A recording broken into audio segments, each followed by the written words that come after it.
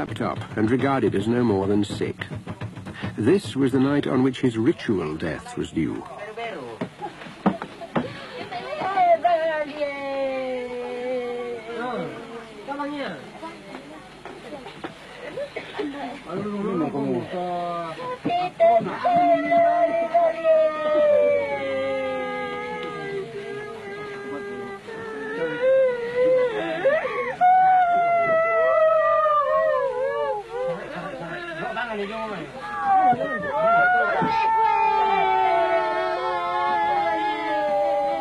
In our lives, we're admired for holding back grief. For the Torajas, there are times and places to let it go.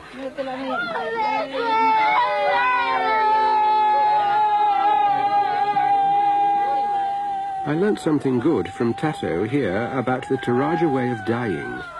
The relatives gather and stretch out their legs, and the one who is dying lies across them, gripped by the arms of those alongside him and supported by the whole of the family.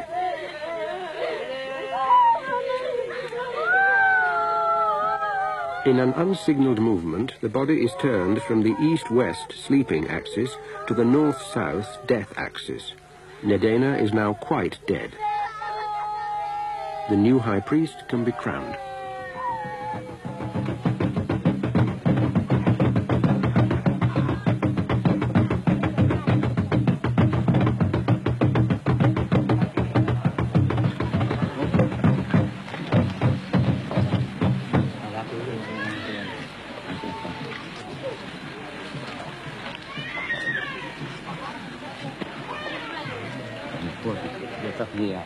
I was puzzled by the ritual.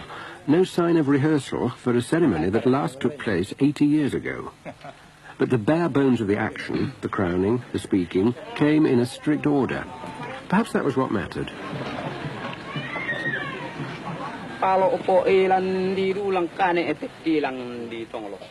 Tato's new title is Tomenani, the one who sings.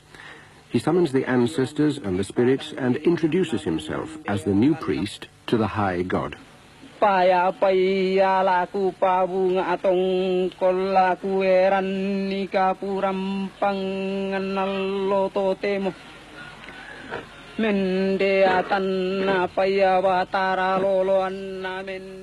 It struck me, comparing the Torajas with, say, the Christians, that the Christian god is assumed to be all-knowing, whereas the Toraja divinities seem inattentive. They have to be summoned, informed, warned, and flattered.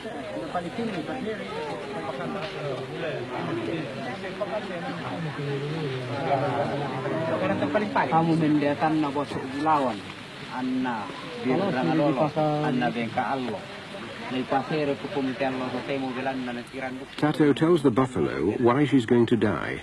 She has to accompany the dead man's soul on its journey to the land of the souls.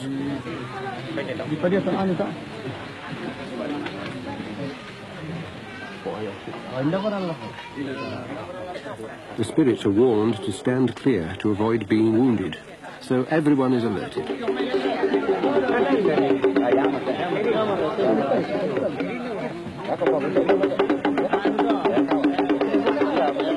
If you don't want to watch, look away now. It'll all be over when I speak again.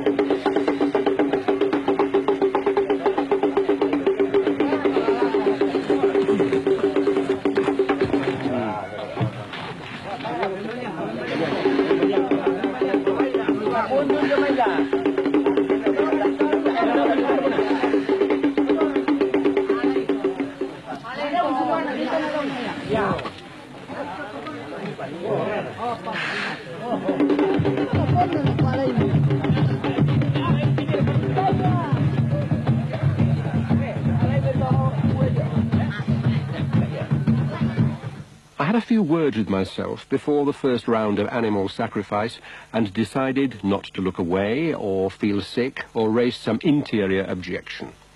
After all, I was a guest and would soon be offered a hunk of meat to take home on a meat hook, so the least I could do was take an interest. The whole of this interior monologue would surely strike a Toraja as insane. If you eat meat, you have to kill it. If God provides meat, you have to thank him. If you eat your meat on some very special day, you tell the animal beforehand where he's going and why, and you do it in the open. Perhaps the way to revolt a Toraja would be to shove him in the direction of a giant western slaughterhouse and tell him we like beefsteak and pork chop, but daren't watch the animals die.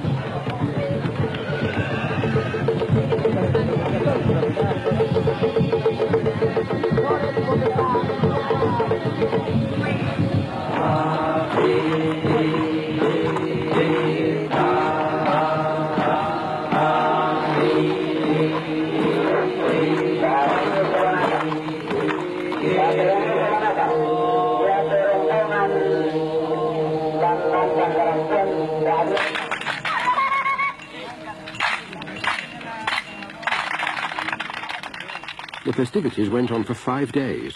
No funeral in living memory had been quite like it. Nobody could turn up wearing black. If they had any choice in the matter, they should wear yellow, for the high priest presides at the great rice rituals, and even his death should be lively.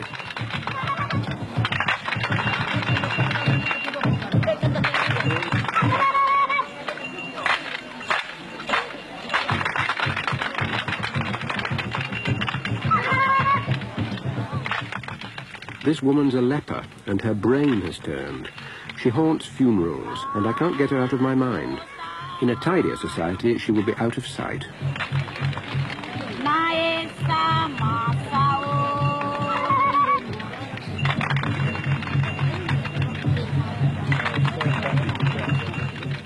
There was a great deal of giving of presents.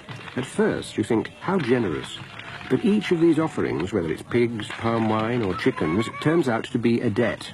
Either a debt paid off to Tato or chalked up for him to pay back later.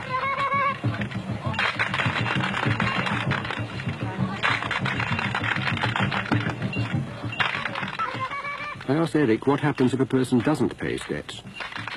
I think he'd pretty much be opting out of the social relations in the village community. As well as 10 water buffalo, Tato accepted 40 pigs. 40 pigs, 10 water buffalo is a lot, isn't it? Right, and that's just in terms of pigs, I mean, absolutely minimal. Now, doesn't that put him in a terrible position if he's got to pay back to the people? Those pigs, those water buffalo. Isn't he bankrupt?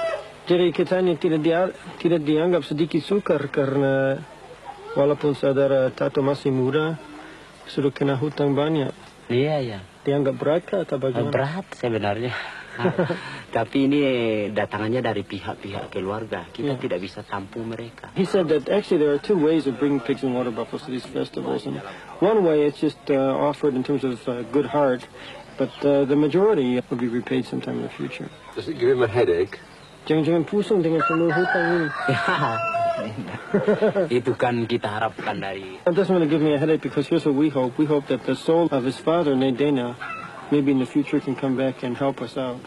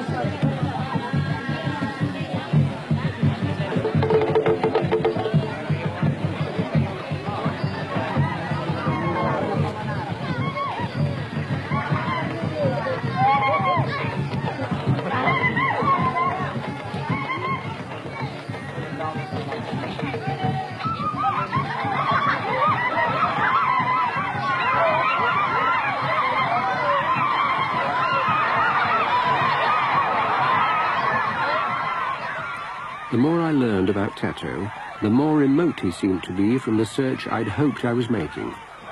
He wants to work in an office to administer the way of the ancestors. He wants space on the timetable to teach it in government schools. He wants things written down in a book, and he isn't alarmed by the tourists. He wants, in a word, to be modern.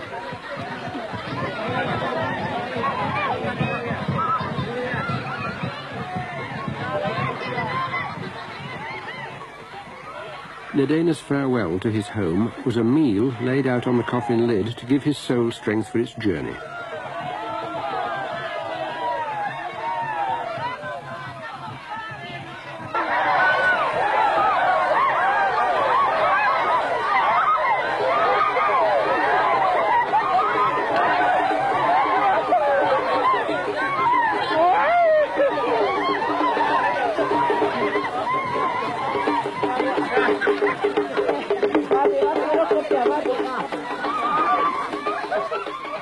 I remember traveling around Mexico many times, the Indian villages, and people would always say to me, "Oh, you should have come here about 10 or 20 years ago. Things were really interesting then."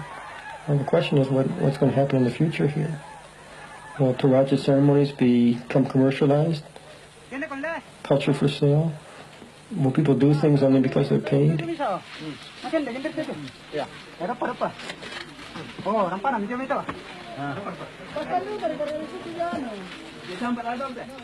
What seems to be worrying Eric is the very thing that many Torajas would think of as progress. Yet who are we to tell anyone that their strength is their booklessness, their strength is their churchlessness, their strength is their lack of bureaucracy, when they can see for themselves that Islam prospers with a book, Christianity prospers with a church, and government prospers with a block of offices.